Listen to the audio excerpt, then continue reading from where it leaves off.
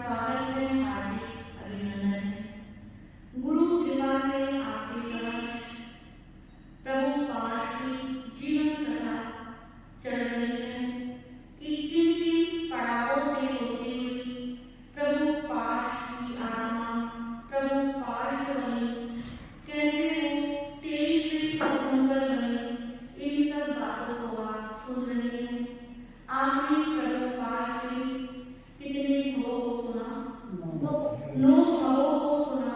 9वें भाव के अंदर 10वें प्राण देवलोक के अंदर प्रभु की आत्मा, 10वें भाव के अंदर कौन सी नदी के अंदर जन्म हुआ?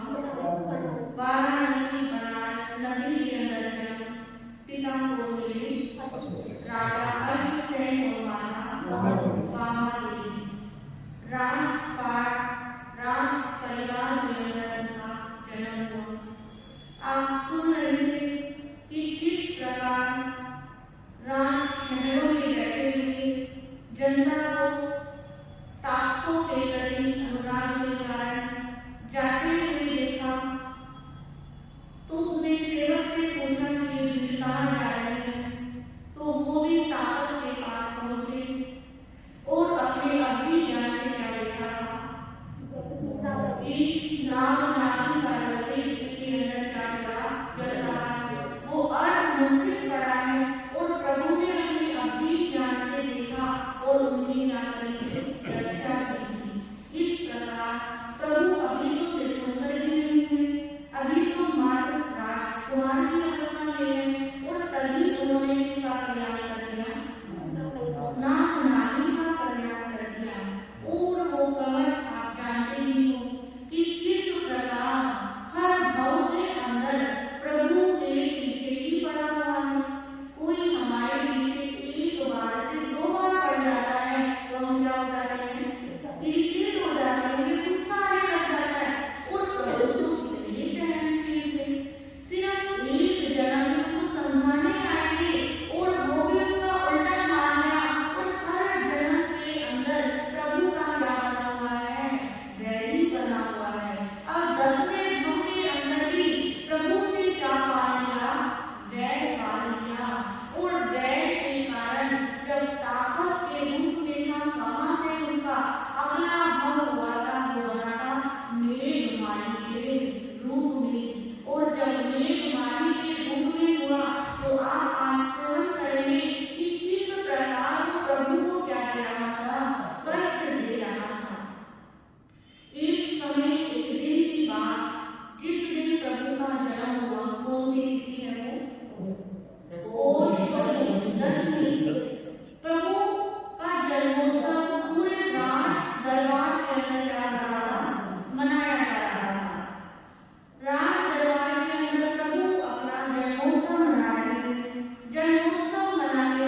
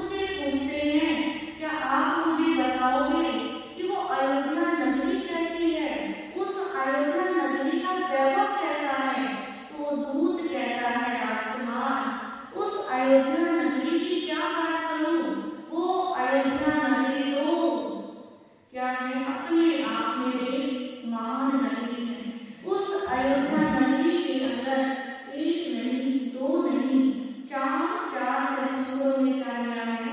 जन्म लिया है। जिस नगरी के अंदर, जिस शहर के अंदर एक दीक्षित होता है, उसी का क्या हो जाता है? कल्याण हो जाता है।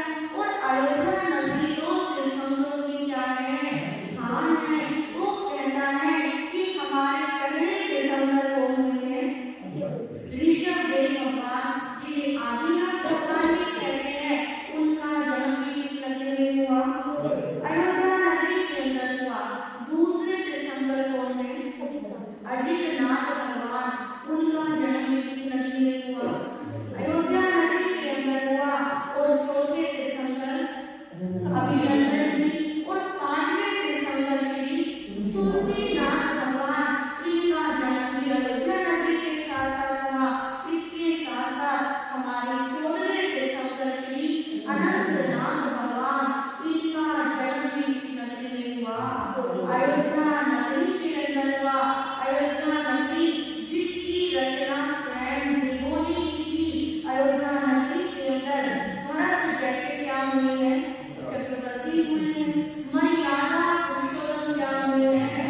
राम हुए हैं। उस नगरी की जितनी प्रशंसा की जाए, जितने गुणगान की जाए, सब क्या है? अपने आप में कम है कि कितने जीव वहां से क्या पधारे हैं? मोक्ष में पधारे हैं। कितने जीवों ने तीर्थंकर पद को क्या किया है? वहां से अपनाया है।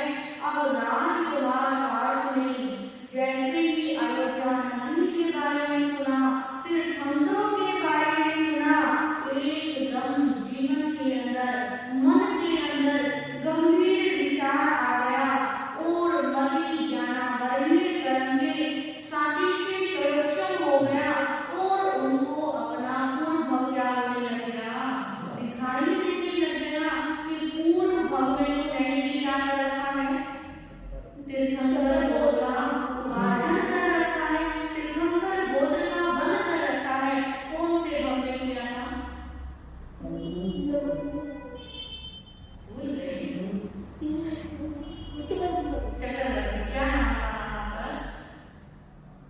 सुबाहु चक्रवर्ती। जब वो सुबाहु चक्रवर्ती के भव में थे, तो तीर्थंकर बोध का क्या किया था? उन्होंने उपार्जन किया था। अब वो मन ही मन सोचते हैं कि भगवान ऋषभदेव कितने धन्य हैं, जिन्होंने तीर्थ का क्या किया था? परिवर्तन किया था। जिनके सानिध्य में रहकर, सानिध्य में बैठकर कितनी आत्माएं मोक्ष में गई थी। जिनके समूह शरण में देवी देवता क्या होते थे? आते थे। अब वो कहते हैं बस अब मुझे भी अपनी आत्मा का क्या करना है? कल्याण करना है। अब मुझे अपने जीवन को सामान्य जीवन नहीं जीना। अब मुझे अपने जीवन को संयम से रहित होकर नहीं जीना। मुझे अपने जीवन के अंदर क्या लेना है? वैराग्य को लाना है। और मुझे क्या लेनी है? दीक्षा लेनी है। इस प्रकार प्रभु को क्या हुआ? वैराग्य हुआ। वैसे तो तीर्थंकर क्या होते हैं? स्वयं बुद्ध होते हैं कि उनको खुद ही अपने आप में पता होता है कि हमें क्या लेनी है? दीक्षा लेनी है। परंतु प्रभु पार्श्वनाथ के जीवन में ये छोटी सी घटना क्या बनी? उनके वैराग्य के लिए निमित्त बनी। और विभिन्न आचार्यों ने विभिन्न हमारे ग्रंथों के अंदर अलग अलग क्या बताई गई है? घटना बताई गई है। जो अभी मैंने आपको घटना सुनाई, ये घटना है उत्तर पुराण के अंदर कि किस प्रकार प्रभु पास के अंदर वैराग्य का बीज क्या हुआ? परिणित हुआ। इसके साथ ही 54 महापुरुष चरित्र नामक एक ग्रंथ है। उसके अंदर कहते हैं कि प्रभु पार्श्वनाथ एक बार वन के अंदर, उद्यान के अंदर क्या कर रहे थे? भ्रमण कर रहे थे। और वहां पर घूमते घूमते उन्होंने भगवान नेमिनाथ के कुछ चित्र देखे। और उन चित्रों को देखने से उनको क्या हो गया था? वैराग्य हो गया था। पद्म पुराण के अंदर कहते हैं कि जब उन्होंने नाग नागिन का क्या किया था? उद्धार किया था, उसी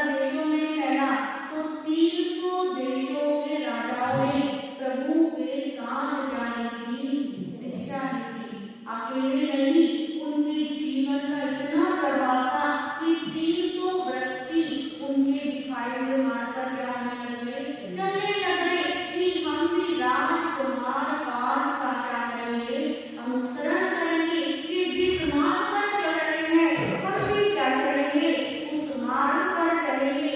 अब दीक्षा की शोभा यात्रा घूमते घूमते उस वाराणसी नगरी के आश्रम पर उद्यान के अंदर क्या हो गई, पहुंच गई। और जैसे ही उद्यान में पहुंची और प्रभु ने देख लिया कि मेरा दीक्षा का क्या है समय, अपने सारे वस्त्र आभूषण उन्होंने क्या कर दिए, उतार दिए। और उतारने के बाद पंच मुष्टि लौट क्या कर दिया, कर दी। और जैसे ही तीर्थंकर दीक्षा लेते हैं तो कौन सा ज्ञान हो जाता है, मनय पर्यत ज्ञान। चौथा ज्ञान मनय पर्यत ज्ञान। और जन्म से कितने ज्ञान होते हैं, 3 ज्ञान होते हैं। अब जैसे ही दीक्षा ली, चौथा ज्ञान क्या हो गया, मनय पर्यत ज्ञान हो गया। और प्रभु पार्श्वनाथ ने 4 महाव्रतों को क्या किया था, स्वीकार किया था। तो कि प्रभु पार्श्वनाथ के शासन रुद्रादल सूत्र के अंदर करते हैं। तो प्रभु पार्श्वनाथ चातुर्याम धर्म के क्या थे, संस्थापक थे। कि वो 5 महाव्रतों को अलग से नहीं गिनते थे, वो ब्रह्मचर्य और अपरिग्रह को दोनों को क्या करते थे, एक ही मानते थे। इस समय को देखते हुए भगवान महावीर ने 5 महाव्रतों का क्या बताया, नियम बताया।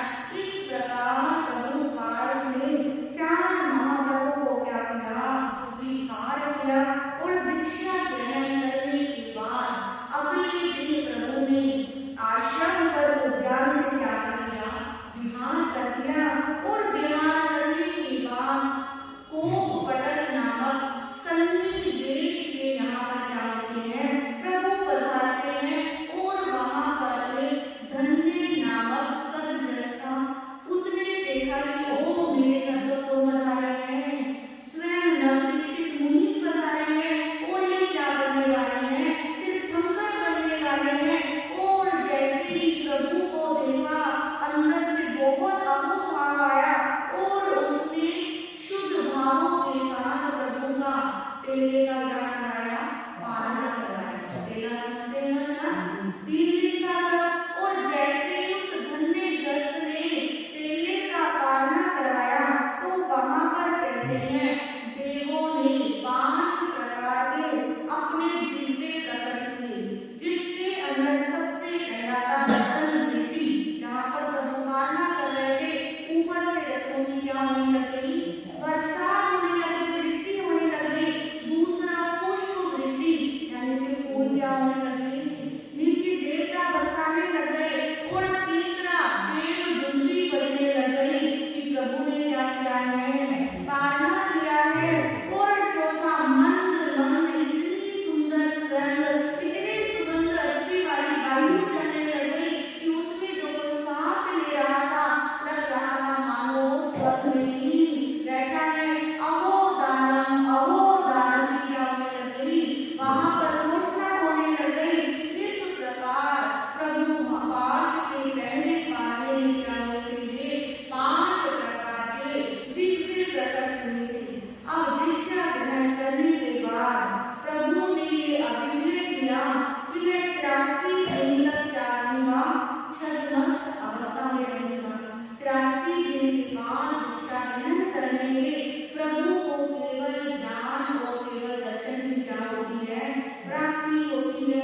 और इस 83 दिन के दौरान बहुत सारे कष्ट उपसर्ग प्रभु के जीवन में आते हैं। और जिसके अंदर सबसे बड़ा कष्ट दिया गया था, उपसर्ग दिया गया था मेघमाली के माध्यम से। कि मेघमाली उनका पूर्व जन्म का क्या था, भाई था। पहले जन्म का तो भाई था, फिर पीछे बाद में क्या बनता चला गया, वही बनता गया। अब प्रभु क्या हो रहे हैं, जगह जगह पर विचरण कर रहे हैं, घूम रहे हैं, साधना कर रहे हैं। और एक बार साधना करते करते एक तापस के आश्रम के समीप खड़े वट वृक्ष के नीचे प्रभु क्या कर रहे हैं, ध्यान में खड़े हो गए। और जैसे ही प्रभु ध्यान में खड़े हुए और वो कमर का जीव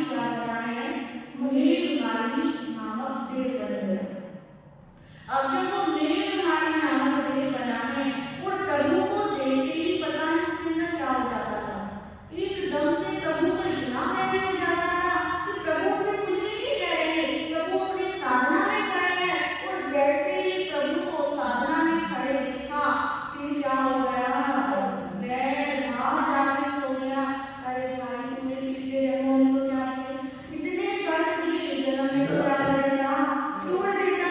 प्रभु तो उसको बदले में कुछ भी नहीं कह रहे थे,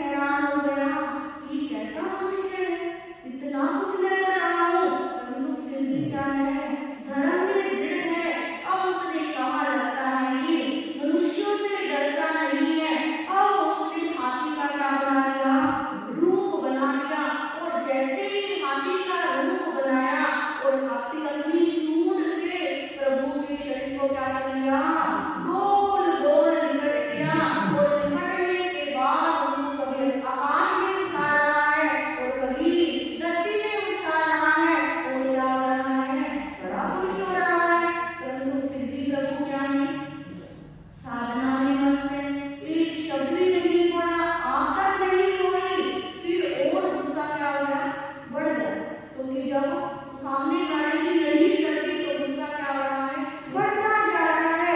अब वो कहता है तुझे मैं बताता हूँ। अब उसने धर्म का शेर का रूप क्या कर लिया, धारण कर लिया कि शेर के रूप से तो क्या हो जाएगा, वो डर जाएगा। उसके तीखे तीखे क्या होते हैं, दांत होते हैं और तीखे तीखे नखून। प्रभु के सिर छड़ी के ऊपर क्या कर रहा है, एक दबदबा कर रहा है, आक्रमण कर रहा है कि अब तो प्रभु क्या हो जाएंगे, डर जाएंगे। परंतु प्रभु फिर भी प्रभु क्या नहीं हुए, बिल्कुल भी साधना से डगमगाए नहीं। क्योंकि कहते हैं तो तीर्थंकर होते हैं। आपके मन में भी प्रश्न आ रहा होगा कि इतने परिश्रम इतने उत्सर्ग देने के बाद भी प्रभु साधना में कैसे स्थिर रहे होंगे। कहते हैं पूर्व जन्म में जो उन्होंने कर्मों का बंधन किया हुआ होता है, उस पूर्व जन्म के कर्म बंधन ही प्रभु को इस जन्म में सारी क्या करनी होती है, निर्जना करनी होती है। और जो उनकी देह होती है, उस देह का इतना सादृश्य पुण्य होता है कि उस देह के ऊपर कोई भी चोट के क्या नहीं रहते, निशान नहीं रहते। जैसे ही चोट लगती है वैसे ही क्या हो जाती है, ठीक हो जाती है। उनको पीड़ा तो होती है, परंतु वो पीड़ा किसकी होती है, शरीर की होती है।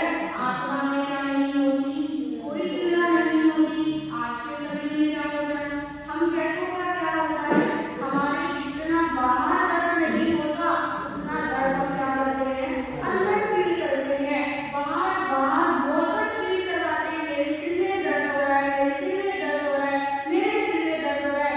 एक व्यक्ति को सिर में दर्द होता है, पूरा घर में क्या हो जाता है, उस सिर दर्द के परमाणु फैल जाते हैं।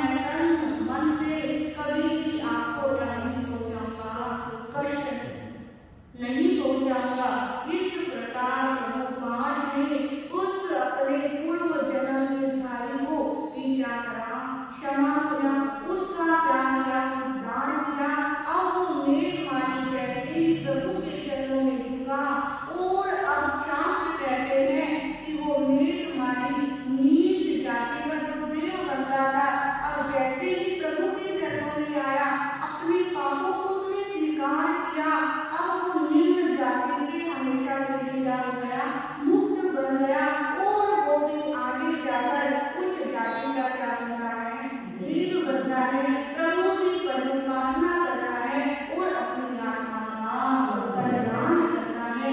इसी प्रकार आज प्रभु पाठ आपको इतने वर्ष बीतने के बाद भी याद नहीं किया जाता। भगवान महावीर के जितने स्तोत्र नहीं, जितने याद नहीं करते, उतने प्रभु पाठ के मंत्रों का क्या किया जाता है, जाप किया जाता है। क्योंकि प्रभु पाठ हमेशा अपने भक्तों के क्या रहते हैं, आसपास रहते हैं। उनके जीवन में क्या की सहनशीलता की उपसर्गों को क्या करने वाले हैं, हरण करने वाले हैं। जीवन में जितनी भी विपरीत परिस्थितियां हैं, उन सबको क्या करते हैं, दुख दर्द को दूर करते हैं। कई बार कुछ व्यक्ति कहते हैं कि तीर्थंकर तो क्या हो गए, मोक्ष में चले गए, प्रभु पाद भी मोक्ष में चले गए, फिर उनका नाम लेने से क्या फायदा। परंतु प्रभु पाद के जो देवी देवता है, हर तीर्थंकर के क्या होते हैं, अधिष्ठायक देवी और देवता होते हैं। वो तो क्या होते हैं, लाइव होते हैं। अभी